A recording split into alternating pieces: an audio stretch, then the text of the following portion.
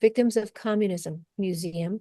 And She Van Fleet, someone who escaped the CPP, the CCP, worked in the countryside, forced to work in the countryside as a young teen. And so now in this country and understands what Mao's America would look like. She wrote the book. And so he's talking with her. We'll get to hear more about that. So here on our show, filling in for him, I'm honored to do it. I asked Colonel John Eidsmoe to join me today because May 8th is VE Day. Only most people don't even talk about VE Day. They don't know what it is. So VE Day, on this day, May 8th, in 1942, was, if I understand it correct, and correct me if I'm wrong, Colonel. And let me just say, Colonel John Eidsmoe, for those of you who don't know, is retired Air Force Lieutenant Colonel, Judge Advocate, and a retired Mississippi State Guard, Colonel, and Chaplain. So several titles in there. And that's not even including his pastoral title or his law school professor title or his dean. You get the idea. He's a very busy man. And you can find him at morallaw.org. He's a senior counsel and resident scholar. Thank you for joining me, Colonel. Well, thank you. And I might just mention that my thermometer here has a lot more degrees than I have, and it's wrong most of the time. Very humble of you. We appreciate that very much. I know you have served your country admirably in a couple different military arms. And so in 42, this was May 8th was the day that the Battle of the Coral Sea began, which Japan would suffer its first defeat in the war. That battle was fought in New Guinea or off the New Guinea and marks the first time in history that two opposing naval forces fought by only using aircraft without opposing ships ever sighting each other. So that was a new I guess, benchmark in military procedures and missions. And so then in 45, the second German surrender ceremony was held in Berlin. Soviet Russian leader Joseph Stalin had refused to recognize the German surrender on the document signed the day before in Reims. And so this time the German Field Marshal, if I'm saying his right name correctly, Wilhelm Keitel, signed the surrender document, which declared them, as did the first, that the hostilities would end as of 12:01 a.m. on the 9th. So May 8th was VE Day. Talk to us. Victory in Europe, is that what VE is? That's what it stands for, victory in Europe. And like you say, Stalin refused to accept the first signature and insisted on another, which actually prolonged the war another day, which meant the sacrifice of another 700 Soviet soldiers. But Stalin did not seem to care a whole lot about human life. Now, of course, even though this meant the surrender of the Nazis and of Germany, and very soon thereafter, the end of hostilities in Europe, it, of course, did not end the war itself. The war itself continued for almost 4 more months and on the Pacific front, and there was intense fighting there in the Pacific. And finally, on the 2nd of September of 45, after the bombings of only then did Japan finally surrender, and that's what finally brought an end to the war. But the victory in Europe, the surrender of Germany, and ending the European front, that was certainly a major step toward peace. Very good. Well, I just want us to remember these days on a lot of the calendars. They're not marked on the calendars anymore. If you do the Google searches, they're not usually in those either. And I think it's very important that we remember, not just for history's sake, so we don't repeat it, but for the respect of those who have fought and the victories that we have won, that we understand it. Anything else? Interestingly enough, Tamara, I just was reading today that President Trump is proposing a change in our holidays. He's proposing to make VE Day a special holiday commemorating the end of World War II, and then Veterans Day in November to be the Victory in World War I Day, commemorating the end of World War I. I hope that there will still be a day that specially honors veterans, whether they've served in war or not. I agree. We go through this every so often. We explain to folks Memorial Day is where we remember those who served and died in battle. And now it's where we also remember our loved ones, even those who didn't serve. Armed Forces Day. What is Armed Forces Day? It's just for everyone in the military? That is a day to commemorate all people in the military and thank all of them for their service, whether they've been in combat or wherever they've been. And That's great. that is a week from Saturday, correct? I believe That's that's correct. Yes. Mhm. all right. And then Veterans Day is for those who are active and as well as those are veterans, or just those who are retired. I think the definition of a veteran is anybody who has served, and that would include anybody who is still serving. So Okay. I would say those on active duty are still veterans, and retired, of course, Veterans Day honors those who have served for a certain period of time and served honorably, whether they have actually retired or not. Yeah. I'm like you. I kind of hope we keep Veterans Day. I understand. I mean, we're going to work on the change and call it Gulf of America, right? We get that. We get some of these changes, but there are some traditions that I just think are a little sacred, and I like Veterans Day. So we'll have to Well, we see. could make Veterans Day a different day. I mean, originally Veterans Day was Armistice Day, the Okay. end of World War One. Right. But I do hope there will be one special day. Maybe Armed Forces Day will be made into Veterans Day, but I hope that we will have one day that honors veterans regardless of when they served or where they served, so long as they did serve, because all served, meaning all were willing to give their lives if necessary, even if they weren't actually placed in combat. Well, and I think here in America, I like the fact that it's a voluntary army. I know we have the ability to draft, but I like the fact that it's a voluntary military service, and I think that's one of the reasons it is so incredible. All right. Anything else on this? Yes, there's something I would like to mention here, and I find it interesting that Brannon Howse is there interviewing at the Victims of Communism Museum there in DC, that we have to remember that I think there was a betrayal, in a sense, shortly after the victory in Europe Day with the surrender of Germany, that, we had probably as a matter of necessity, and I can't really fault our leaders for this, we were in alliance with the communist Soviet Union. They too were enemies of the Nazis. But at any rate, shortly after the victory in Europe, we had the Potsdam conferences and agreements and the Yalta conferences and agreements. And there, I think Stalin completely outfoxed Truman. And Truman was, I think, completely unaware of the intent of the communists. And as a result of all of this, Stalin managed to outmanipulate them and get Eastern Europe under his control, under the guys that, I need to have a buffer of friends here in case Germany were to attack us again. And so as a result of this, Poland and Czechoslovakia and Hungary and Romania and Bulgaria all fell within the Soviet orbit.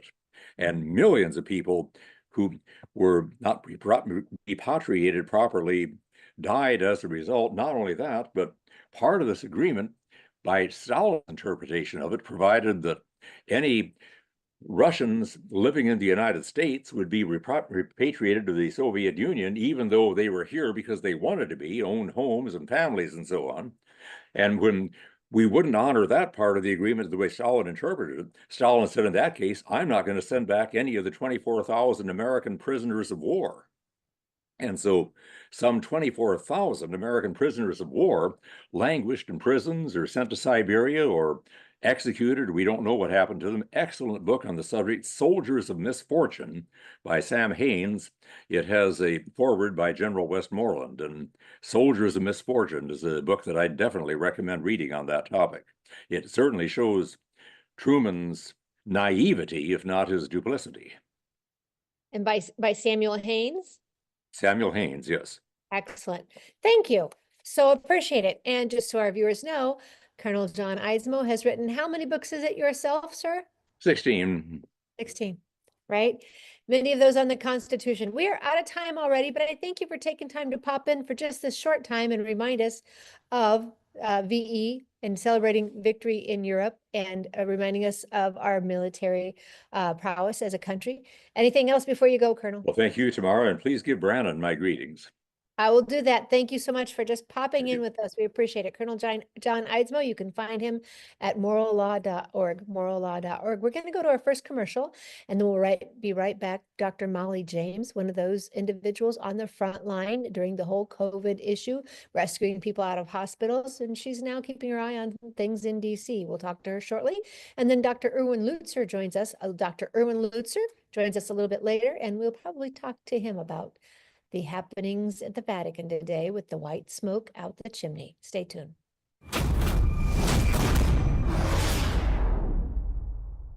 We live in uncertain times. In fact, we live at a time when our own governments all over the world are warning us that there could be big problems with our power grid. World War III seems to be right on the horizon. Let me ask you this. Do you have a satellite phone? Should communications go down with cell towers? Do you have a satellite phone to get a hold of that college student or your spouse who travels, whatever it might be, to get a hold of your senior adult parents?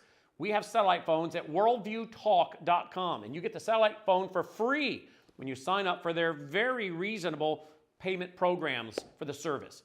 Sign up for the service with a reasonable contract, get the satellite phone for free. Worldviewtalk.com. You'll also find they have, well, what I now have, which is a solar generator. Yeah, I have a gas generator, an LP propane generator, but what if that goes down? I want to back up to my backup. So I now have a solar generator as well. You'll find them at worldviewtalk.com. Check it out today, worldviewtalk.com.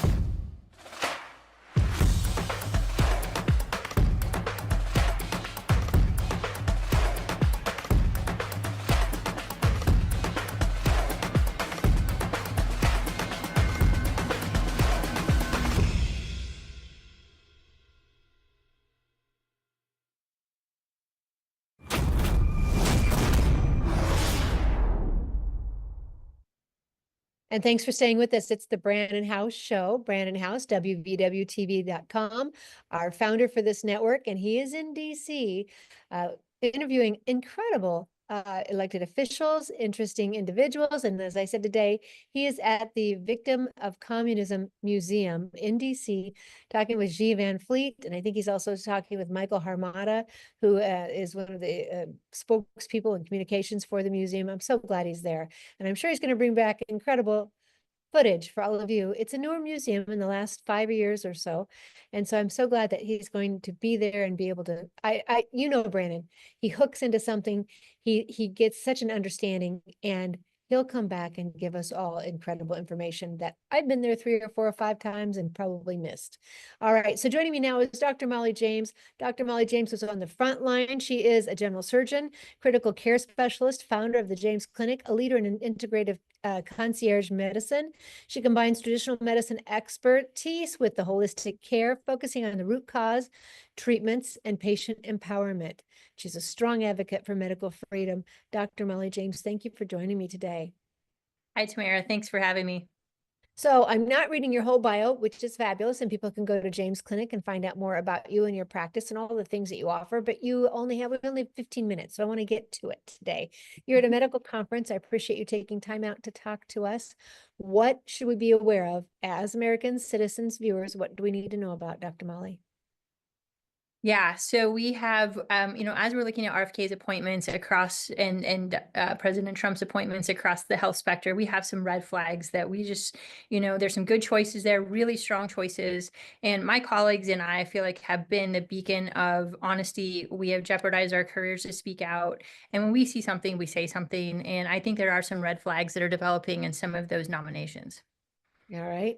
And I will say Ed Martin was who we were hoping to be the AG or the district attorney in DC. And looking like that's not going to happen. That one would have been a good one. He would have been great. I would have been thrilled. He was fighting for us in the whole COVID situation, the J6 situation. So that one is a loss for us.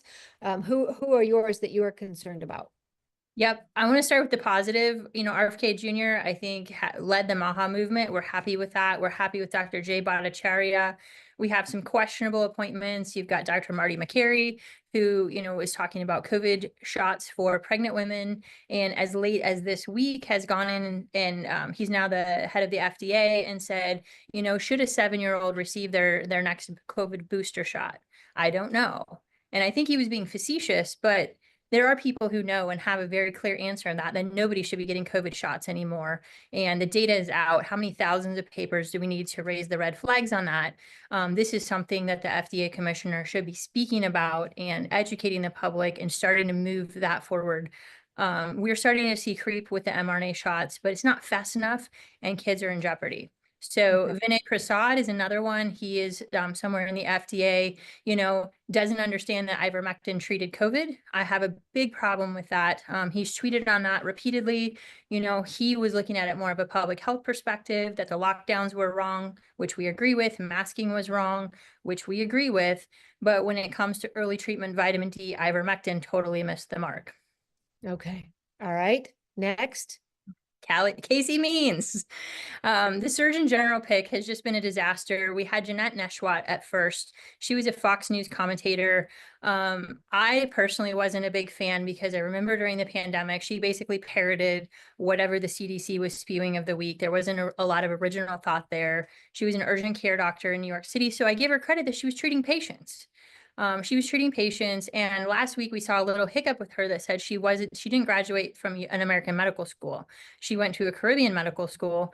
You know what? I know a lot of fantastic physicians. Some of the best ones I know went to Caribbean medical school. So I don't have a problem with that. I have more of a problem with her stance on COVID. That announcement this week was replaced with Casey Means. This was thrown on the wall maybe back in November that they said Casey Means is going to be the Surgeon General. And I just laughed. Because this is a person who didn't complete her postgraduate training and is running a business, wrote a book and is running a business. I'm not aware of treating any individual patients and no experience. She doesn't meet the basic minimum criteria that most of us physicians have to practice medicine. And so how can this be, quote, the top doctor in the United States that doesn't even get over that first initial bar? So this is way out of my league. This is why we need experts like you. I only know what we hear from folks like you who know these individuals and who know the field of medicine. All right. So concerning for me is the first one we mentioned, Neshwat, is a sister-in-law of former National Security Advisor Mike Waltz. So that's interesting and maybe a little messy. But then Means is related, or Casey is related to somebody else as well, right? Yes. And I have to, my spidey senses went off when the Means came on the scene a long time ago. Nobody debuts on Tucker Carlson, first of all. That's nobody's first media stop. I first heard Callie Means talking about Ozempic is bad, semaglutide. And it's really easy to make those statements if you are not sitting in front of patients, listening to their day-to-day heartbreak and their traumas and what they're trying to accomplish in their health goals. It's easy to be a health influencer and just say to somebody, you need to eat more vegetables and go work out. That's a cop-out. If you sit in front of somebody that's 100 pounds overweight who can't go work out, you need other solutions for them. So just to carte blanche say that a tool in our toolbox isn't good for America, people take that to heart. And now, if he wants to talk about policy around Ozempic or something like that, we can have that discussion as a policymaker. But somebody who does not have experience treating individual patients has a really difficult time to translate what needs to happen in the patient encounter at an administrative level. And this is where we always get in trouble in medicine. If somebody's not in the trenches with us treating patients, they lose perspective very quickly on the day-to-day struggles. Which is hard enough, even on the state level, when you have legislators, well-meaning people elected by their peers, but they may be educators, they may be farmers, they may be business individuals who don't know what happens in the medical field or how to respond, or who may not know what happens in the courtroom when all the evidence is heard, and yet they're making policy. It's a hard call. We have the best system in the world, and it's not perfect. All right, so if you had your chance or your choice, may I ask you, who would you nominate for this position? We have a list of highly credible people who have checked all the boxes and met all the credentials. You've got Joseph Latipo down in Florida, who's been the Florida Surgeon General, who's done an outstanding job, MD, PhD, running the Department of Health down there, has been outspoken on things Americans care about in the MAHA movement. He would have been my top choice. Kelly Victory's name has been thrown around. Kirk Milhone is a pediatric cardiologist with a military background, impeccable credentials. Any of these people, and there's a very long list of people who check all these boxes. They're licensed, they're taking care of patients, they're right on public policy, they are politically not overspoken. They take a very nuanced approach and try to get to the details and work through the data. So there's just a huge list of people, and this one doesn't cut it for me. When you say we have a list, who has that list? Where is it? If you follow some of the posts on Twitter, Twitter's blowing up right now. There are a number of people who have posed candidates, and I can't think of all of them on the spot. There are a lot of them within my group of Global COVID Summit. The International Medical Association is full of doctors who have taken a great position on defending patient rights. You have other advocates in the metabolic health space that would be excellent candidates for this. But just somebody who's popped on the scene with all of these red flags and who are making these incredible statements. The things that were said, like on the Tucker Carlson interview, were just taken as amazing highlights. And I'm like, this is functional medicine 101. We learned this the first week of our training. This is nothing outstanding. The doctors who've been doing this for 10 years, 20 years have been saying this every day. So it's just, those things are concerning to me. Well, and as you say, you guys put it on the line. I think I remember reading about you maybe helping get patients out of hospitals where they weren't getting care or were getting care that was harmful to them. That's putting it on the line. I think I remember you getting pushback on you're a surgeon. You're an absolute surgeon. A fantastic. I was. You were. There you go. do that That's anymore. exactly what I'm talking about. You've put it on the line for what was best for your patients. And to have somebody who maybe never has been around those patients, I can see that. What would they put on the line? What would they be willing to stand up? Or do they even know enough to stand up against whatever the CDC may say? And again, not every perspective she's saying is wrong. I agree with a lot of the things she's saying. I'm just, what license do you have to put on the line that you would understand the costs that we take every day to take care of patients who are watching and want that kind of care? All right. Any other positions? Anything else on this subject? I think that one about wraps it up. Excellent. All right. Can I throw one at you that you weren't expecting? Yes, sure. So today I interviewed Twyla Braze from Citizens Council for Health Freedom. I'm sure you're familiar with her. And she usually has such great information on things that we're talking about right now. She hit us up with Real ID. Yes. I've been saying we should never have a national ID ever. We have the Social Security system and that doesn't help. People get wrong Social Security numbers. It doesn't work. Well, I have to admit, and I hate to admit it in front of Brandon's big audience, I have the Real ID on my license. Yeah. Because I fly so much. I have the passport too, but I have it on my license. Oh my goodness, she had great. Have you studied this? This is very alarming. It's what Tom DeWeese was warning us back 20 years ago about the, what do you call it when they take the biomeasures and biometrics. Yes. Yeah. Are you talking about this? Because we need to amp this up. I am. So Twyla Braze actually came on my podcast 2 or 3 weeks ago and did a special episode on this. I had tweeted coming through TSA. They lied to me. They said, you cannot fly as of May 7th unless you have a Real ID. And let me tell you, I flew on May 7th without a Real ID. You can do it. You need a passport. And our Secretary of Homeland Security is lying to people. They need to tell people this is an option. It is not mandatory. And they need to give people the list of optional identification that they can use. You can travel. This is just COVID round 2 to me, COVID vaccines round 2. They told you couldn't travel without one. So yes, we need to be really cautious. And I think Twyla does a beautiful job of listing out where the slippery slope is and why people should care. Yes, she does. She does a great job. She did say, Kristi Noem did come out and say there were other documents you could use like late last night, like on the eve of the deadline. She did come out and say that, but they were trying to push, coerce, force people into getting it. And so I'm going to have to go back and redo it now. You can go to refuserealid.org, refuserealid.org. All right, as always, just so wonderful to talk to you. You have a way of getting us great information and making us feel good about it, not bad about it when we don't know. And thank you, Dr. Wally James. I know you're at a conference, and a medical conference right now, so thanks for taking time out for us. Yeah, Where can people find you? I'm sorry. Where can people find you? Oh, yes, jamesclinic.com, or Twitter's pretty hot right now. If you want to go over there, I'm at Malls James. Check it out. All right. Thank you so much. Be safe, my friend. Thank you. We'll be right back after these messages. The Brannon Howse Show. Tamara Scott getting to sit in the big chair.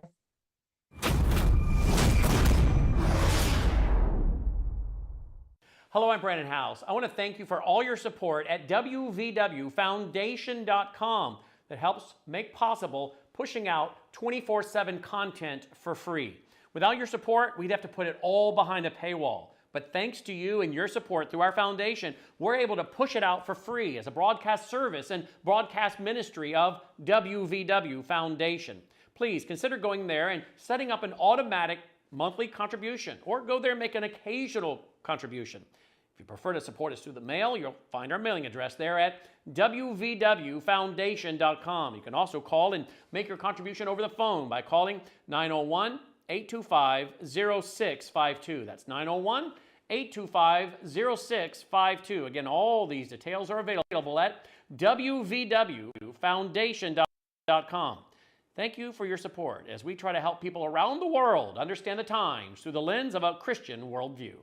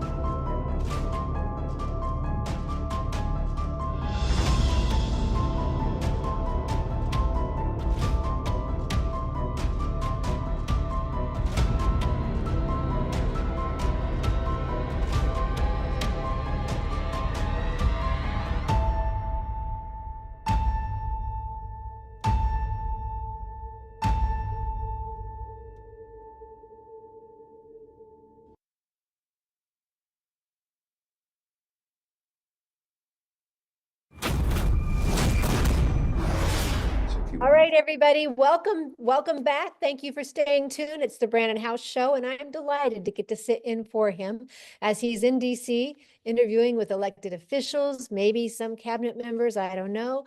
Today, he's in the Victim of Communism's Museum. I'm so thrilled that we could arrange for him to go there. He is with G. Van Fleet, one of our friends. We had her on the Tamara Scott Show just not too long ago, escaping communist China and having to be forced to work in the fields as a teenager out in the country. She wrote a book called Mao's America. So I think Brannon already has a copy, and I just think that relationship is going to be very beneficial. You know how he is when he just has such great information, 35 years of experience, and I think he forgets nothing. I just think he forgets nothing.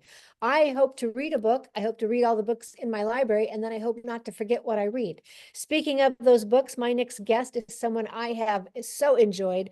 Interviewed him probably 10, 15 years ago, and then I lost contacts. I lost one of my book of contacts. Well, I had been lobbying for him to be our speaker at the Iowa Prayer Breakfast for about that long, and he was our speaker this year.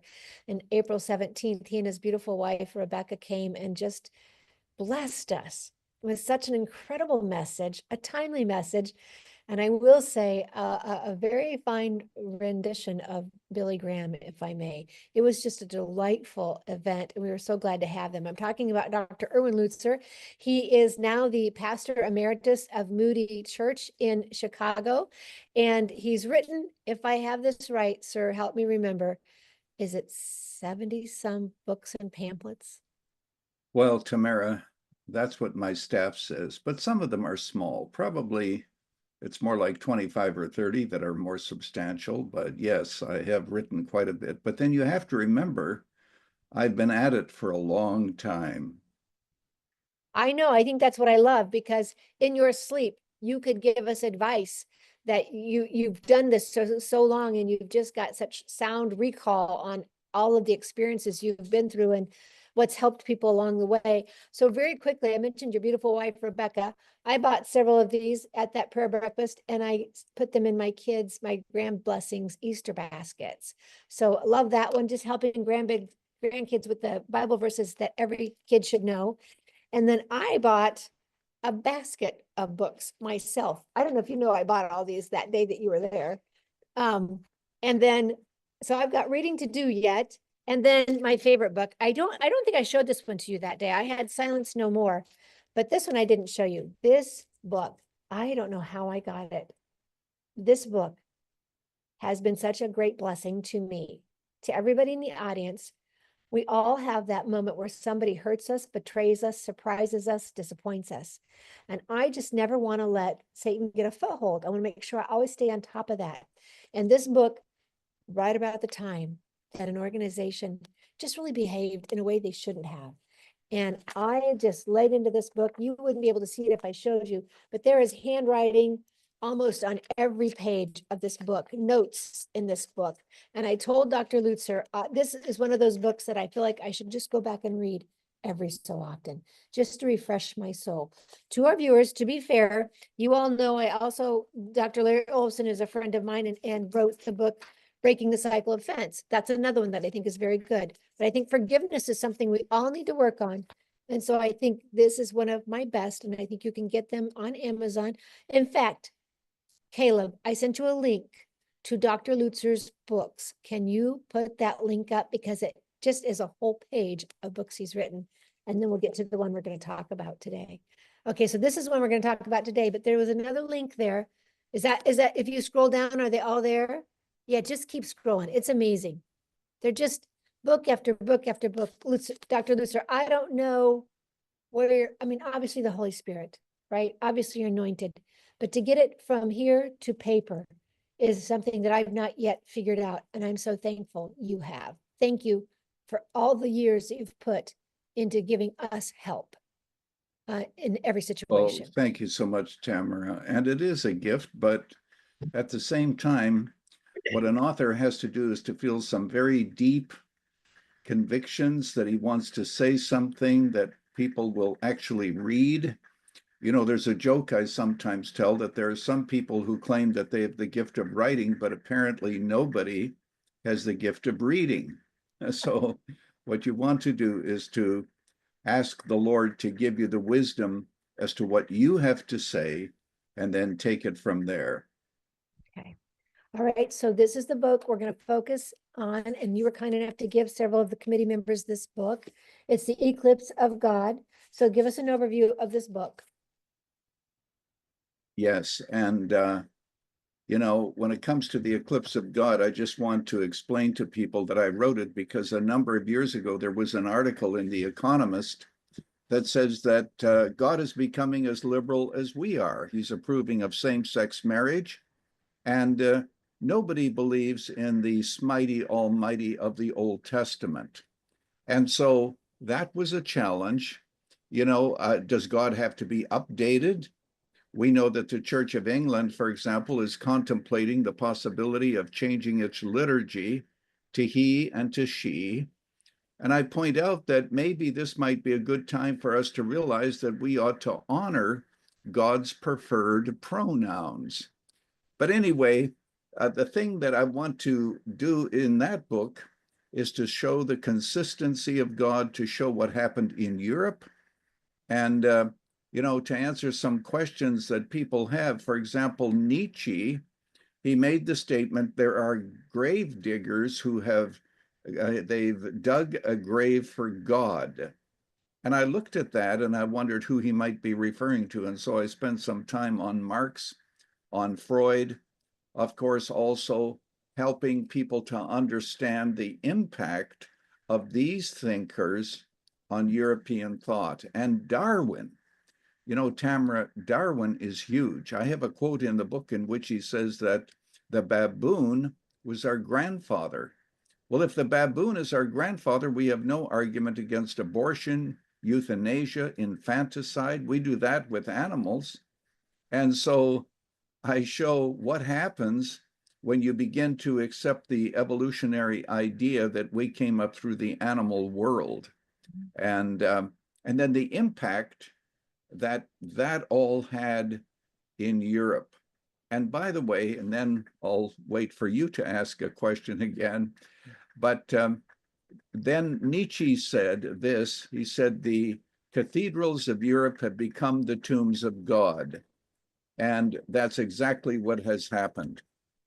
And if your listeners are hearing some rain, it's because I'm actually in a room and it is raining, and you may hear a little bit of noise, but it should not interfere with what we're talking about. Well, we don't hear that rain. I don't in our studio, and we're very thankful that you took time out to join us wherever you are. Thank you so much. Thank you so much. The microphone might be able to keep you from hearing what I'm hearing, which is very good. I think most of our viewers might be envious. I think there are a lot of places across the nation who could use some good rain. We would be delighted to have it in Iowa. So in your book, on page 205, just what you're talking about here, to think that we can have morality without God is like believing we can have trees without roots or fish without water. And actually, if you're going to believe in evolution, why couldn't you, right? Why couldn't something change? So all the way along this book, you've got very nice little phrases like that. We must stand up to the truth, even as we are compassionate towards those who have been caught up by the lies. Can you talk about that? How, because that's a tricky one. How do we handle it when somebody is misled? I try to remember that they're not the enemy, they're captive of the enemy. But doing it what we have to do, Tamara, is to understand this.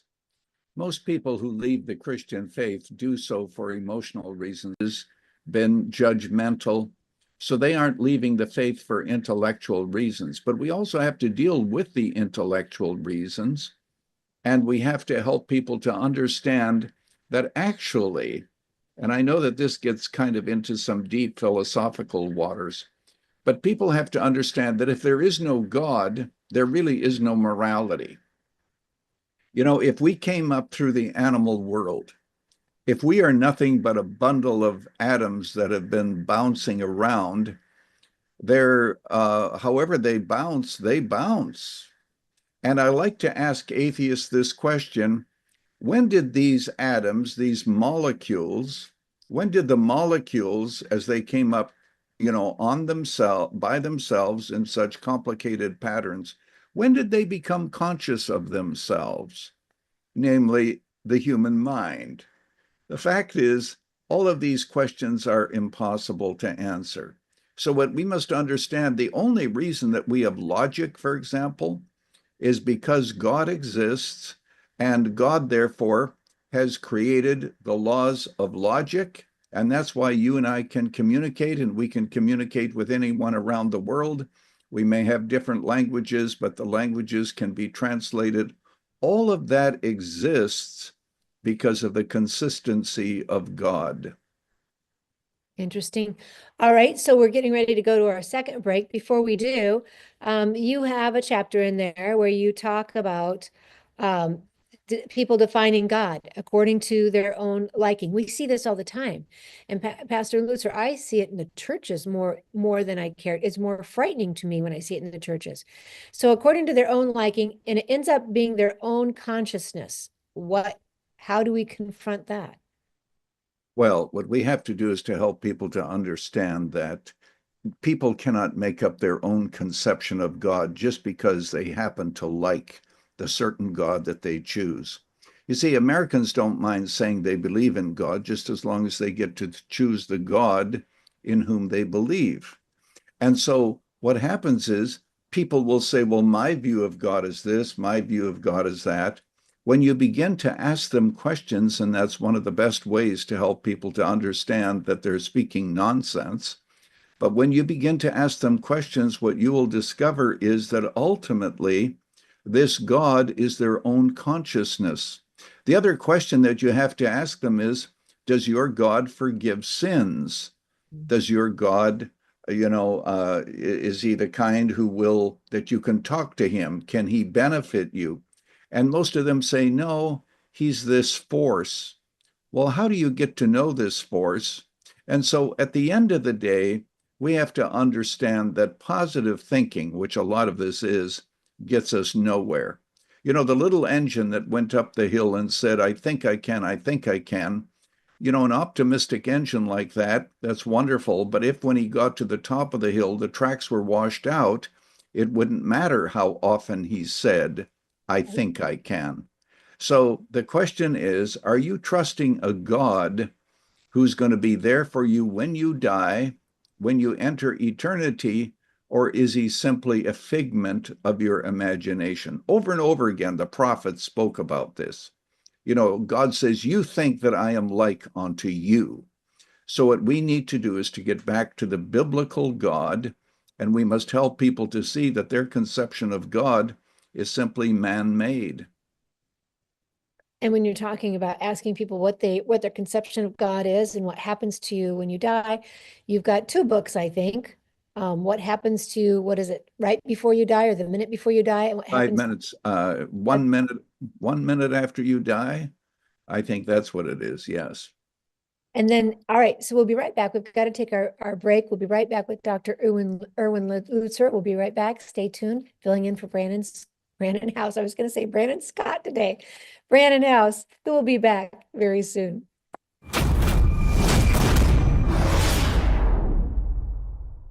Hello, I'm Brannon Howse. Hey, consider going to mypillow.com right now and get your pet a pet bed, just like my beloved Delta has right here in my office. Not only can you get pet beds, but you can get sheets, towels, blankets, and so much more. Slippers, sandals, robes, beach towels. It just goes on and on. But please go to mypillow.com and be sure to use the promo code B66. When you do, not only will you receive savings, but a generous percentage of each purchase comes back to continue supporting this 24/7 free broadcast outlet.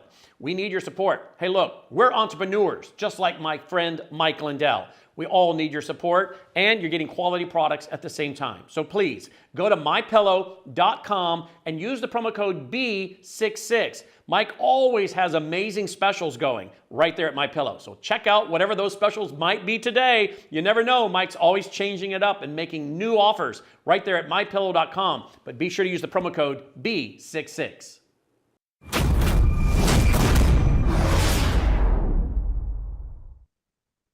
All right, thanks for staying with us. Brannon Howse Show. I'm Tamara Scott, sitting in for him. All right, we're talking with Dr. Erwin Lutzer. The book is The Eclipse of God, Our Nation's Disastrous Search for More Inclusive Deity. I mean, even the phrasing right there is so timely. It's everything we're dealing with. Inclusive, the deities, and what we must do about it. All right, so Dr. Lutzer, when we have folks who want to go their own way, want to make themselves their own God, they are basically embarking on a journey, and you talk about without a map, without a destination, without restraints. Where does that get us? Well, that gets them into a lot of trouble, but that's the way the human race has always been. All we like sheep have gone astray. We've turned everyone to his own way. So people have always wanted to do what they've wanted to do, and then they've talked about God to justify what they are doing. And then you have, my God believes this or my God believes that. But there are two characteristics of God that will destroy any denomination and will destroy any church. One characteristic is that he is non-judgmental, and you need not fear him. I mean, how many people fear God today? And then the second is that he is very inclusive, and therefore he incorporates everyone into his heavenly kingdom, however you want to define that. And those ideas that sink into our culture are very damaging, because we need to deal with God the way in which he's revealed himself, and not the way in which we prefer that he has revealed himself. As a matter of fact, and I know we're getting ahead of the story, but Tamara, the last chapter in my book is entitled, getting back to the God of wrath and grace, not the God of unconditional love. How many times have we heard in church, God loves you unconditionally? Really? And so somebody listens to that and says, well, I'm sleeping with my girlfriend, but what difference does that make? God loves me unconditionally. No, God loves his people unconditionally. The 17th chapter of the book of John, Jesus said, thou hast loved them as thou hast loved me, for thou hast loved them since the foundation of the world. But if you say God loves everyone unconditionally, you basically undercut the wrath of God.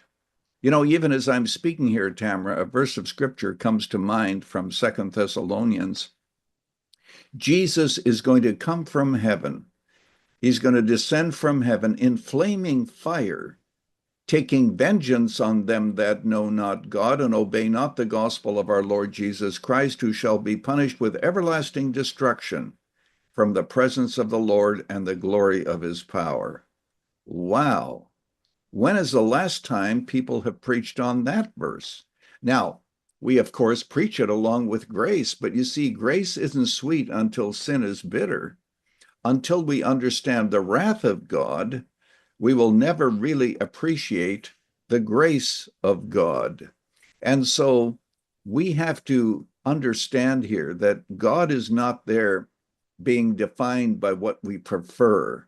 He has revealed himself. He is a God of grace, thankfully, but he's a God of wrath and justice. And while I'm talking here, Tamara, one of the things that article said that I mentioned at the beginning of The Economist, nobody believes in the smighty almighty of the Old Testament. Well, I have a chapter on the smighty almighty. I deal with the killing of the Canaanites, the stoning of people in the Old Testament. And then one of the longest chapters is entitled, Is God More Tolerant Than He Used to Be? In the New Testament, we don't do that. Well, it's under a different administration, and I mean, God is the very same, of course. What I mean is he's administrating things differently. But this is very sobering. When you read the judgments of the book of Revelation, there's nothing in the Old Testament that compares to those frightful events. God is going to judge. As a matter of fact, he has not changed. It says in the book of Hebrews, and I'm paraphrasing, if people died under Moses with 2 or 3 witnesses, of how much greater punishment shall you be found worthy if you trample underfoot the blood of the Son of God? So this is very, very serious. God has not changed. His judgments remain the same. He's dealing with things differently, but at the end of time, the judgments of God are frightful and certainly consistent with the God of the Old Testament. So, and that's where I emphasize the need to flee to Jesus Christ, who keeps us from the wrath to come. Now, these things have to be preached and they have to be taught, but they have to do that, of course, with love and compassion. People are turned off by some judgmental pastor out there who doesn't seem to have a heart for the people and so forth. So we teach it with brokenness, we teach it with humility, but we want to be consistent what the Bible says about God, because it's not up to us to make it up. Right. But what you're saying is so true in so many of our churches. We've become so casual or cavalier in some of this, and it's all about God's love that we're lazy in even following his tenets or reading his word or taking it seriously. And then, as you mentioned, those who have less compassion, those who are the legalistic type. And I found this, Dr. Lutzer, those who have the legalism, they always have a loophole for whatever it is that they don't think they need to do, or they don't think they need to follow God's word. They'll always find a loophole for their legalism. I don't know if you've seen that. Yeah. Certainly that's the truth, because that's exactly what Jesus accused the Pharisees of. If I could do this and this, it kind of balances this over here. And Jesus makes some very stern comments about them. In Matthew 23, you have the cup and you clean the cup inside, but in outside, but inside, you're full of vermin. I mean, Jesus was very strong. Why? Because they emphasized the external and not the internal, not a heart for God. And so we can fall off this log in two different ways. We can, at the one hand, constantly emphasize the love and the grace of God and ignore the judgment of God, or we can put people under the judgment of God without observing and preaching the glories and the wonders of the grace of God. So we need to keep those in balance, and pastors need to preach the truth, but they need to do it with a spirit of humility and brokenness, because we are in a culture that desperately needs to hear truth, but truth proclaimed in such a way that they are apt to listen. So if I may, one more on page 60, it says, in their attempt to destroy God, secularists end up destroying humanity. Again, you've hit something. It's a very simple phrase, but man, there's so much truth in that. Explain it to us. Why? Well, once you destroy God, what do you have? You have human beings who, as I already mentioned earlier, they came up through the animal world. Darwin says that the baboon is our grandfather. But Tamara, I find this very interesting. When the animal rights movement wants to elevate animals and kind of put them on the level of humans, what they really do also is take humans and bring them down to the level of animals. And, I also have a section on there on law and human rights. And there can be no such thing as human rights apart from creation. Today there are those who say, even secularists, they talk about human rights. Yes, they talk about it, but they don't realize that they are talking about it because God exists. If you have no God, there are no human rights. As a matter of fact, to go back to that earlier quote that you had, it's like saying that you can have leaves, but there's no tree. You can have flowers, but no stem. And it's just simply impossible. And here's the thing. Atheists always say, well, I can live with a high morality. Yes, I'm sure there are atheists that you can trust. You can give them your keys, hopefully when you're gone for the summer, to take care of your house. Yes, that's true. But what they don't realize is that morality does not arise out of atheism. The reason they are moral is because they're created in the image of God. So they have a God consciousness. That's where it comes from. I know a doctor who makes it very clear that he's an atheist, and he's a very good doctor, and I would trust him if I needed surgery. But he doesn't realize that the reason that he's trustworthy is because God exists, but he doesn't understand that. So he thinks it arises from himself. But out of atheism, no morality whatever can really arise. All right. Dr. Lutzer, we'll have to go to our break here shortly in just a minute. And then we've got just 15 more minutes with you. When we end that session, can we mention the white smoke that came up at the Vatican? I don't know if you have any thoughts on that, but we have America's first Pope. And so we'll go to our first break, our second break here. Well, I guess we have a couple more minutes. So you want to talk about that real briefly before we go to break? Sure, absolutely. Oh, before we go to break, right You want to now? come back after break? Oh, after the break. We'll go Okay. to break. We'll come right back and talk about that one. Stay tuned, Dr. Erwin Lutzer. And the book we're talking about is The Eclipse of God.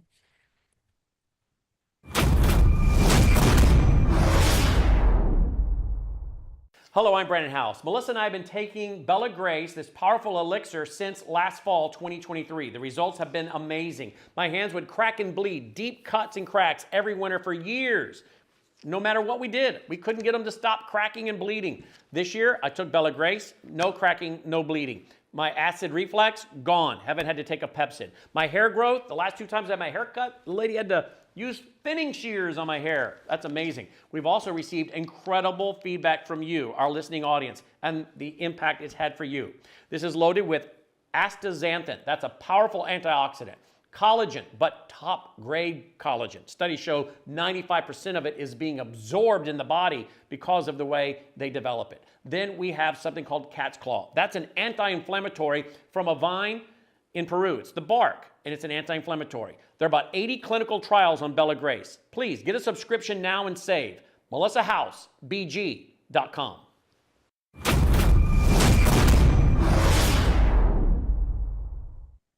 All right. And we do love the Bella Grace. And so many of you, we love hearing what you have found it to do in your lives.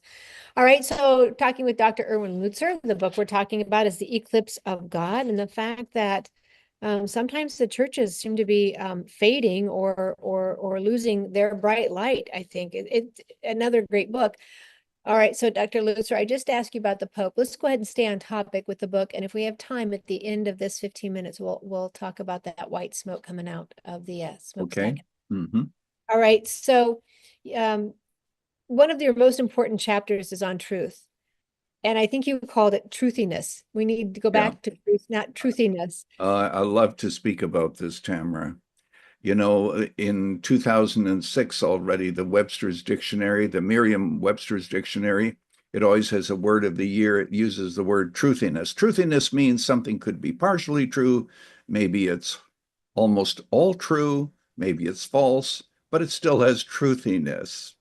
Now, isn't that interesting? And in Orwell's 1984, you remember that Winston was taken into a room and he was taught that 2 + 2 is equal to 5. Sometimes it's equal to 3. Sometimes it's equal to both. And the scary thing is, the book ends by saying Winston loved Big Brother.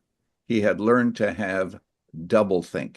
Now, very quickly, to every parent that's out there, you have sent your child to college, and the child comes back thinking differently than you do. Yes. Why? Almost always it is because there has been a shift in the understanding of truth.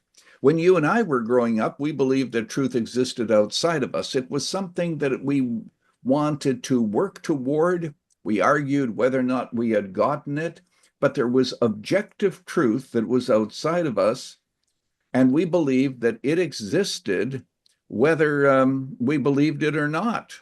Truth was truth. Right. But today, truth has shifted inside of us. Now it is on how I feel. And when you think of the LGBTQ plus movement, you will discover that it almost always has really advanced on the basis of feeling. Well, I feel that they should have this right, or I feel that this is right. And that's where you get this idea of I have my truth and you have your truth, which of course is absolutely absurd. 2 + 2 does not equal 5. And yet that's what has happened. And the implications are huge. In the book that we're talking about, The Eclipse of God, I have an example from a teacher's manual that says, number one, you should never tell a student that he's wrong because you might hurt his self-esteem and so forth. And it gives 12 different ways that you can respond. Oh, I hadn't thought of that before, or hold on to that idea. Because after all, the purpose of class is not to find truth. It is to authenticate yourself and to find out who you really are. I also deal with speech codes in universities. I mentioned one that says we should not use the word America. We should not use the word migrant, and on it goes. In fact, one of the speech codes says if there's a barber shop in your area, don't say that he takes in walk-ins because you might offend those who are in wheelchairs. Now, everybody listening has to take a deep breath at this point. What in the world is going on? Very simply, it is this. It is not intended to elevate the conversation. It is intended to silence the conversation. Nobody knows what's appropriate. Can you still go into a restaurant and ask for a menu? Nobody knows. Can women still have a manicure? So what I try to show in the book is how this is, and then in later chapters, how this has influenced law, how this has influenced the way in which we view human rights, and human life, it all depends on how I feel. So now feelings have become facts. And so we no longer have that quest for objective truth. And then what I do, and I feel so deeply about this in that chapter, I have 5 characteristics of biblical truth. And number 1 is this: all truth ultimately has its source in God. In fact, Augustine showed that if you believe 2 + 2 is equal to 4, you couldn't believe that if God didn't exist. And God is not capable of contradiction. If he did, we couldn't trust his word. He could change his mind tomorrow. But secondly, that truth is not inclusive. It is always exclusive. 2 + 2 is equal to 4, yes. When Jesus said, I am the way, the truth, and the life, no man comes to the Father but by me, truth actually shows that it is narrow and it is objective, and whether or not you and I believe it actually is quite irrelevant, because truth is truth and error is error. So what we must do is to recognize that this idea that all truth is inclusive is insanity. One other comment. Jesus standing before Pilate. You remember what happened? Jesus asked him, are you the king, etc., etc. And Jesus said, for this cause I came into the world, to bear witness to the truth. And then Pilate said, what is truth? And then he went out into the mob. Okay. Now, isn't that interesting? Pilate is standing before the truth. He asks what truth is. Jesus didn't say, I came into the world to make people feel better, though he does. I bear witness to the truth. What Pilate discovered, Tamara, is this: you can crucify a man, but you can't crucify truth. So truth goes on and on forever. By the way, the quote is coming to me from Booker T. Washington: error does not become right, and wrong does not become right, and evil does not become good just because the majority believe it to be so. So I prove that truth is truth, whether we believe it or not. Absolutely. Thank you. All right. So I'm going to go to page 72 now.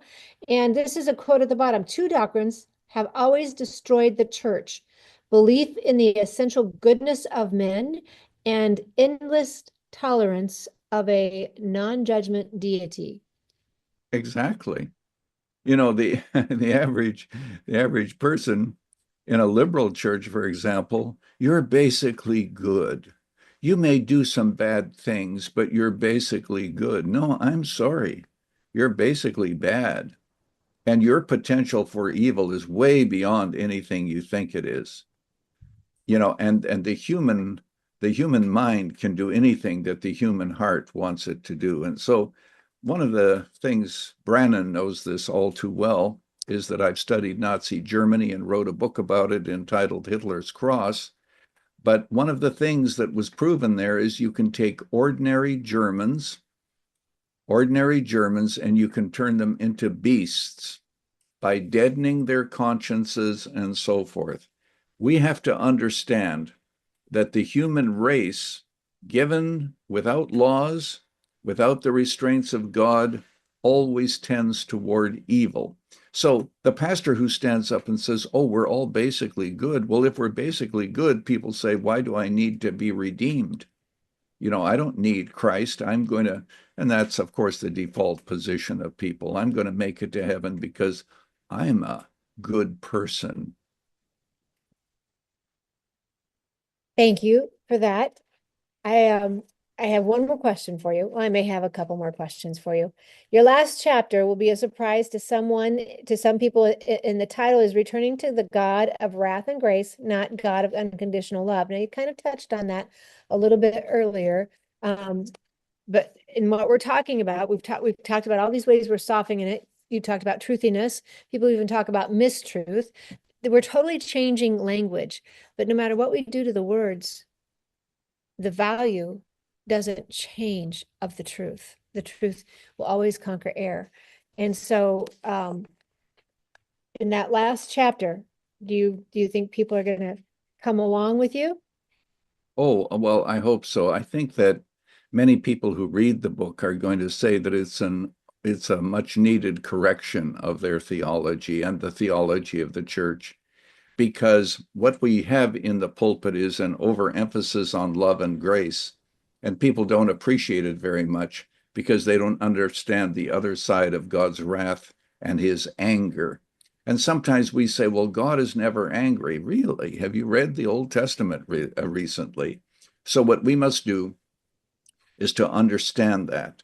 And, to the larger question of what is taught in church, I want to give a quick example that I have in the book of Hitler. He had a brilliant idea. What he did is he took, some of the uniforms of Allied soldiers, British and America, who had been killed. He put them on Germans so that the Germans could go behind the lines and cause havoc. It didn't work too well because the Germans still had an accent. But here's the point. That's exactly what false teachers do. They wear the uniform of Christianity, but they are working for the enemy. So their uniform says, yes, I'm Christian. But the fact is, they're working for the enemy. And what we need to do is to understand that and all of its implications. Right. I've said it before, and I don't know if I have it on the tip of my tongue to say it well right now, but the shepherds are to warn the flock. They're to guard the flock. They're to keep the flock safe.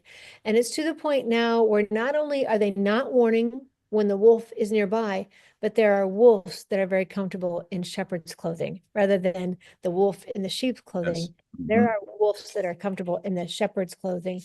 All right. Coming down to the last few questions on this book, may I ask you one more? You talked about the thoughts. We see people on Facebook, something happens and someone says, oh, you're in my thoughts, or sending you good vibrations, sending you positive thoughts. And you mentioned earlier about the thoughts not meaning a lot. Okay, here's my next question on that. It's a little bit more tedious and theological.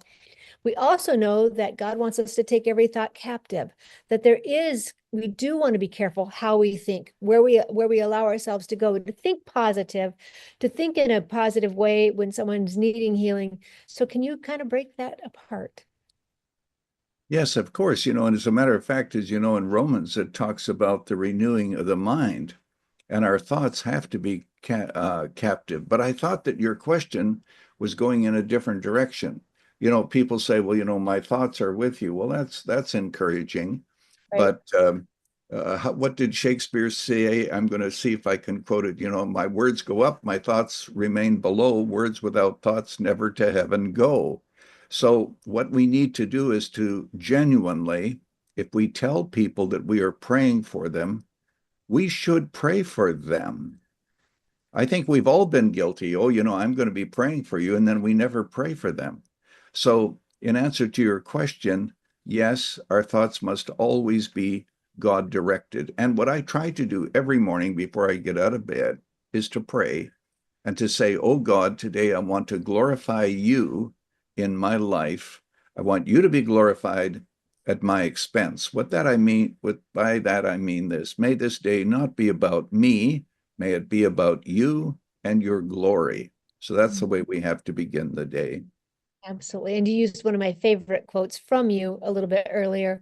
The head will justify anything the heart wants. We have got to remember when people say, we hear it all the time, especially in the political realm, people are inerrantly good. No, people are in error a lot of times, and the heart is deceitful. So, all right. So 2 minutes, 3 minutes left. Today, the smoke went up. We have a new, do you want to finish? Do you want to finish on the book? No, I want to get to the Pope. So we were on a phone call today. Several of us at the RNC pray every Thursday, and one of our Catholic members was talking about the process and just taking it through us, and then someone interrupted and said, "Smoke out the chimney." So, your thoughts on this, Dr. Lutzer? Are you familiar with this? Well, to all the Catholics that are listening, I have to tell you what I believe very deeply is the truth, that he is not the Holy Father, that he is not the Vicar of Christ, that he is going to discover that indulgences, certainly the last Pope who died recently has discovered that indulgences never forgive sins. And, I was friends with Cardinal George, and I said to him one time, I believe that Mary has never heard a single prayer that has ever been offered. We were together and he kind of pushed back and said, well, I believe that Mary has heard all the prayers that God wanted her to hear. I said, I totally agree. It's just that in the Bible, there's no evidence that God wanted Mary to hear any. So there are a lot of doctrines that surround Catholicism. We're thankful that they believe in Christ, but how he is received, he's received through the Mass, not through repentance and faith. So, regarding this present Pope, if I might inject just a little bit of humor in this, somebody texted me, you know that he's from Chicago, where we are from, and they said that he was a Cub fan. And I thought, well, isn't that interesting? That's something that even Protestants could agree on. So, but that, of course, is an aside. The point is the theological issue and the last Pope. Oh my, that's a whole separate story, saying things like, well, atheists can go to heaven if they live up to their consciences. I know Catholics who have been scandalized by the last Pope making remarks like this. So I don't know anything about the new Pope. He's American born. You said he's from Yes, Chicago. except American from Chicago. I don't know anything about whether he's more conservative or more progressive. I would think that he would be more conservative, but we're just going to have to wait to see. It's my prayer that he's more conservative. I don't know how much more liberal we could have gone than the last Pope. So I hope, here was my prayer today for my Catholic friends. Here's my prayer. I don't care who it is, a pastor, a priest, a father, whatever rabbi. My prayer is that they honor God, and that they honor the precepts and the principles of his word. If we could all get back to that, that's my prayer. That was my prayer for the Pope today. That will continue to be my prayer for the Pope. That would be my prayer for the president. That would be my prayer for a prime minister. That would be my prayer for my own pastors. And sometimes I'm struggling to think that they're on the right track there, depending what church I'm in. All right, Dr. Lutzer, anything else? I've said your name wrong for so many years. I apologize. It's Dr. That's Lutzer. all right. That's all right. Well, thank you, Tamara. And thank also Brannon. He and I have known each other for many years. I used to speak at his conferences, and so it's great to be on his show today. And thank you so much for taking his place. Absolutely. Well, I don't think I can quite take his place, but I'm glad to sit in the chair while he's gone. I'm honored that he trusted me with that. And I so appreciate you coming on and joining me with very short notice as well. So the book we're talking about today is Eclipse of God, but there is a list of books. Dr. Lutzer is a prolific writer, and you will so much appreciate the style. And I just have to say this one more time. I just think this is one you should have in your library that you can go to at any moment, at any time. I just think we all can work on that heart issue. All right, Dr. Lutzer, thank you so much and bless you. Thank you, Tamara. God bless you. We'll be right back after this message. Stay tuned. We'll close it out. We're going to talk about Mother's Day, because next Sunday is Mother's Day. I can't believe it.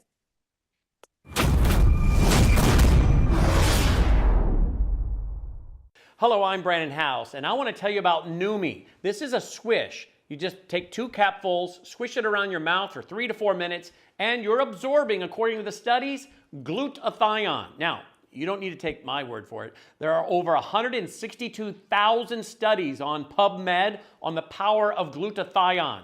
It is a powerful molecule that studies show detoxes our cells. Some studies even show that, well, glutathione might remove mercury from our brains, help to prevent things like Alzheimer's, dementia, and Parkinson's. Now look, I'm not making claims. I'm just telling you what the research is showing about the powerful molecule glutathione. Numi is the product that contains glutathione.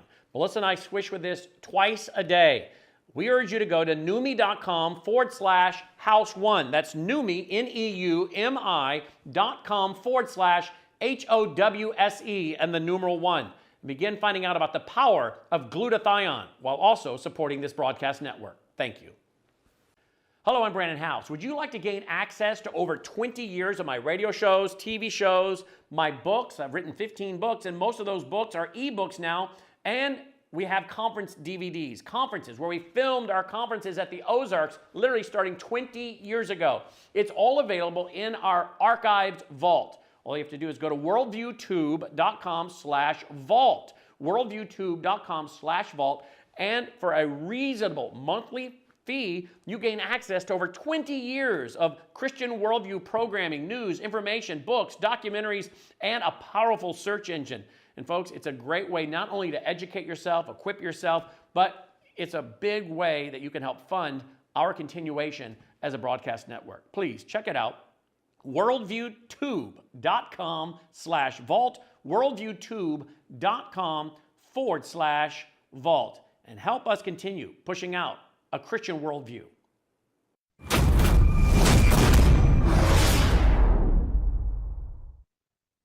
All right, everybody. Thank you for staying with us. Dr. Lutzer, one of the finest authors, and just the ability to take what he's read and put it in a form for us to gain knowledge from it. I just so appreciate his works. And I have quoted him forever on that. The head will justify what the heart wants.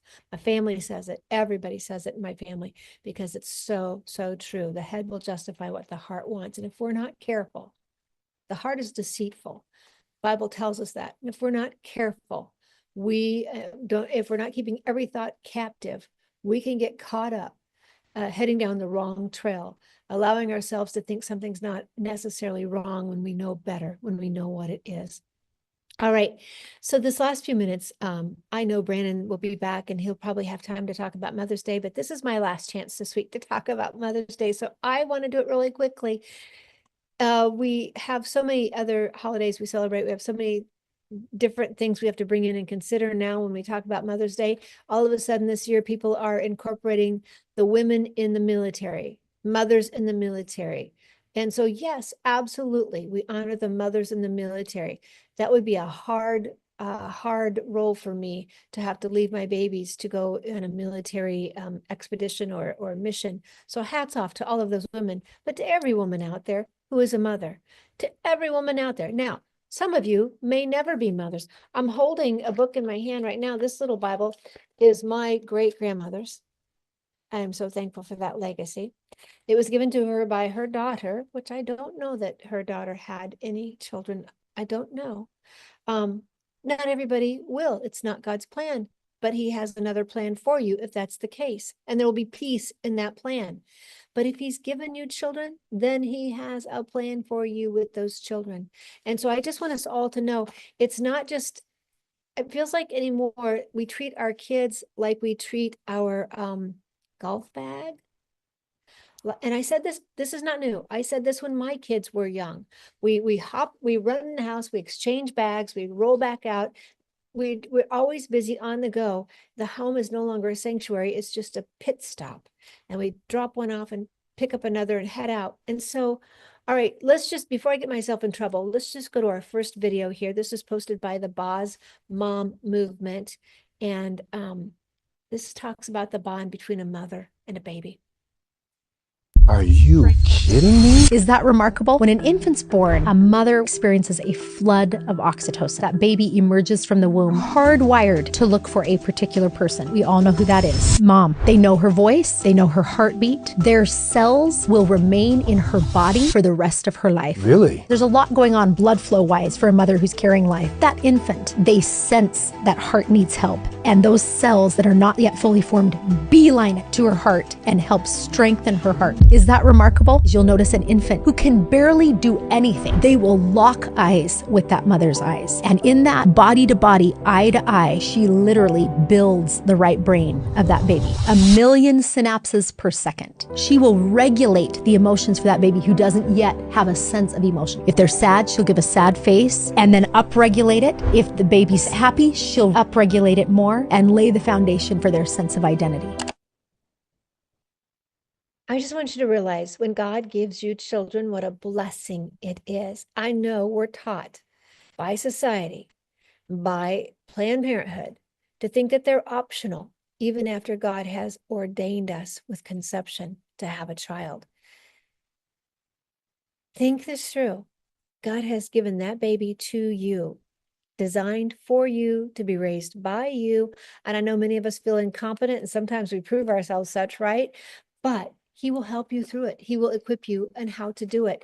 And so this was posted, as I said, by the Boz Mom movement, but they just said, you were born for this. The bond between you and your child is undeniably amazing. And you were meant for that baby. Your baby was meant for you. Lean on each other with your love and your understanding and encouragement. And then remember, do your best and don't let people beat you up, or your own self, that's the word, beat you up.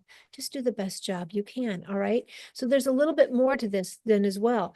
Just on a quick little study, I was these Facebook posts for all the eels of social media. There's some very good things that come through there. And this was one by someone named Tammy, Tamie. It was a post by her, but it's PubMed. Late pregnancy, a clue to prolonging life? Question mark.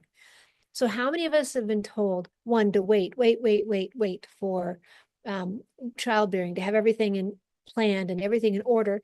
And we all know that infertility and fertility issues can be more difficult. Then we're told, well, if you're over 30, you could be high risk. If you're over 40, it's considered generic in some cases, right? So this post was talking about the fact that for those of you who wait the last baby, if you have that last baby, let me see if I can find it here. In fact, if you can go down to the next photo there, Caleb, it talks about, it's a Google search, and I was just trying to search it out. It says, for each additional year in maternal age at the last birth, the odds for exceptional longevity increase by 5%. So every year older you are on that last child, your odds for living a longer life increase by 5%. Pretty good, don't you think?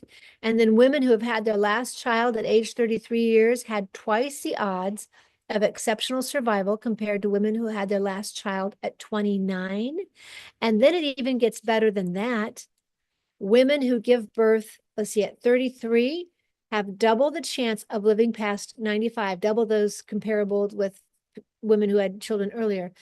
They have a double the chance of living past 95. Women who give birth at 40, after 40, are you ready for this? Are 4 times more likely to live to be 100. 4 times more likely to live to be 100. Now, part of me thinks if you have a birth after 40 and it's a last, so you have other kids, so you're already busy, you may feel like you're 100 just keeping up with all 4 of them, but it's pretty amazing, right? And then when they're talking about how the baby is hardwired to you, some of it is called microchiasm, if I'm saying right. I'm sure I'm not saying it correctly, but the cells of the baby and the mama go back and forth, right? So this is a post by Maggie. I'm just going to read to you. Maggie's all I have. During pregnancy, some of those cells migrate into the mother's bloodstream. We're now hearing about it. People are talking about it. Then they return to the child. It's called the mother-fetal chimerism. Chimerism is what I've kind of said it in the past. After 41 weeks, the cells mix and circulate back and forth. And after the birth of the baby, many of these cells remain in the mother's body, leaving a permanent imprint on her tissues, her bones, her brain, skin, and the skin of the baby to the mother. They often stay there for decades. There have been testing mothers' brains 18 years after birth. They have found fetal cells in the mother's brains. So sometimes when you feel like you're like after pregnancy a little foggy, think about some of this, but it lasts for decades. Every child a mother will have a similar imprint on her body. And even in pregnancy, even if a pregnancy doesn't end, even if you have an abortion, these cells still migrate into the blood flow. Research has shown that if a mother's heart is injured, fetal cells will rush to that site in the injury. They'll turn into different types of cells specialized in heart repair. The child helps the mother repair while the mother builds the child in utero.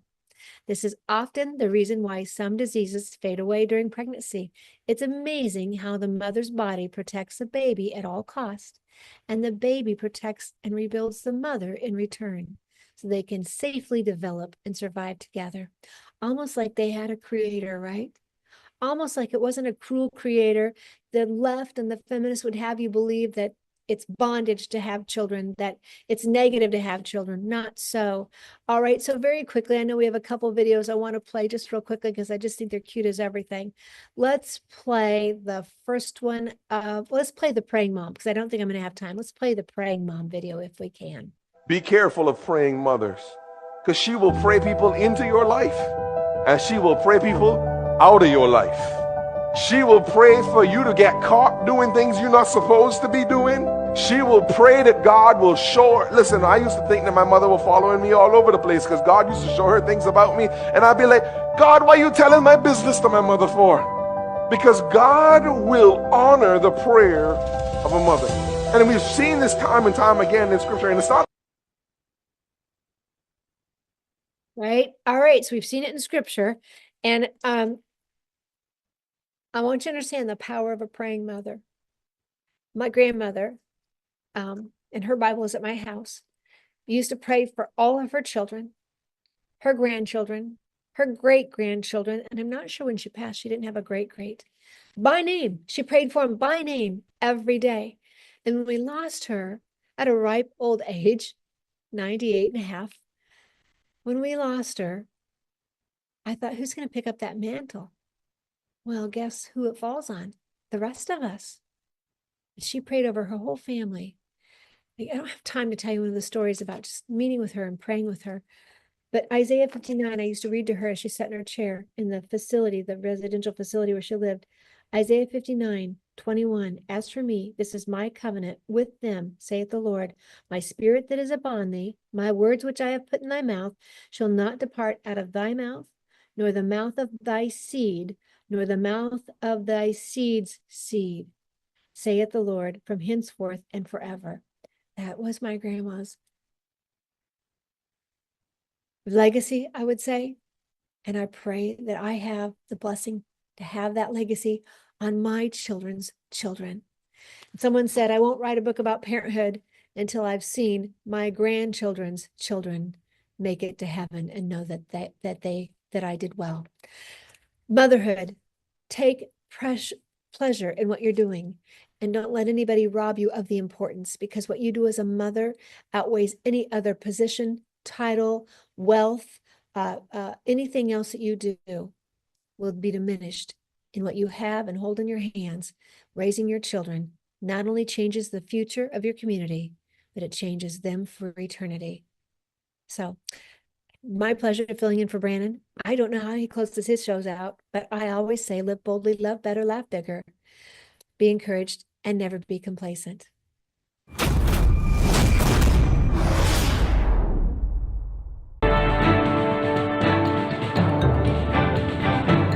Faith, spiritual values, moral issues, government, economy, education, work, responsibility. What we think about these depends on our worldview. Now, VCY America presents Worldview Radio with Brannon Howse. And welcome, glad you're with us. We are live from downtown Washington, D.C. We're at the, really what is known as the Victims of Communism Memorial Foundation. We've been referring to it as the Anti-Communist Museum, and we got a chance to tour it today prior to the broadcast. We're going to be joined by Mrs. Fleet. She's the author of Mao's America, A Survivor's Warning. But first, I want to have Michael Hermada join us. He's the Director of Communications here.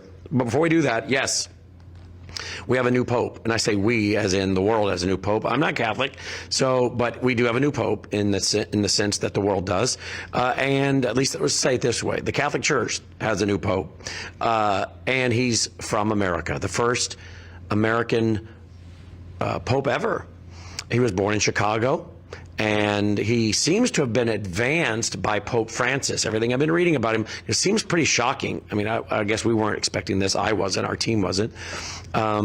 It seems as though he was greatly advanced by Pope Francis. The word is he will continue the so-called reforms of Pope Francis, the first Jesuit pope who certainly was pushing, I would say, Marxism. That's my personal opinion. Progressivism, at least, right? But really, aren't those the same things at the end of the day?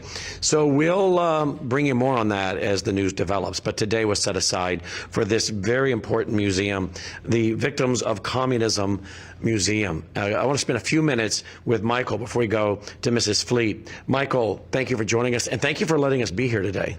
Likewise, thank you so much for having us. Whose idea was this museum? Sure. So the Victims of Communism Memorial Foundation was enacted by a bipartisan act of Congress in 1993. It was later signed by President Bill Clinton. In 2007, President George W. Bush helped us erect our statue by the Capitol Hill. That's our goddess of democracy, which is a replica of the statue that students erected during the Tiananmen Square protests and eventual massacre. That was in 1989, correct? Correct. Just as the Berlin Wall was falling down. The museum was the brainchild of our co-founder, Dr. Lee Edwards, who sadly passed away this past December. But the museum is 2 blocks away from the White House, and I see it as sort of Dr. Lee Edwards' legacy of anti-communism. Our doors opened in the summer of 2022. We have 3 permanent galleries on the first floor, and then we have a temporary gallery upstairs, and that's where groups, partner organizations, and ethnic communities in the area can bring in their own traveling exhibit and tell their story of the fight against communism to America. Well, we went through it today, and what you've done so far is excellent. The history, the timeline, laying it out. The only thing, and this is not your guys' fault, the only thing it should be is 100 times bigger. I agree there. Because this is, I mean, we talk about how many people did communism kill. It says downstairs 100 million. I wrote a book several years ago, and I said I think it includes 500 million, particularly when you include abortion. So I'm thankful for the Holocaust Museum, but that's government funded, I think. Yes. You guys aren't. Correct. So I guess it's easy to be a large museum when you get government money. But the question I'll ask Mrs. Fleet is, why is it this isn't bigger?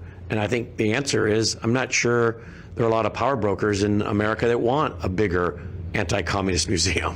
What are your thoughts? Well, it's interesting. In 1989, communism fell in some ways. In Europe, the Berlin Wall had fallen, and just in 1989, the Soviet Union fell as well. But communism did not fall around the world. Correct. And as you mentioned, we mark the 100 million killed under communist regimes. And we pull that number from the Black Book of Communism, which is written by a group of former Marxist scholars, themselves the believers of Marxism and communism. Well, they would want the number to be lower, wouldn't they? But then they turn the page, so to speak. And that number, according to these scholars, does not count abortion. Exactly, yeah. Yes.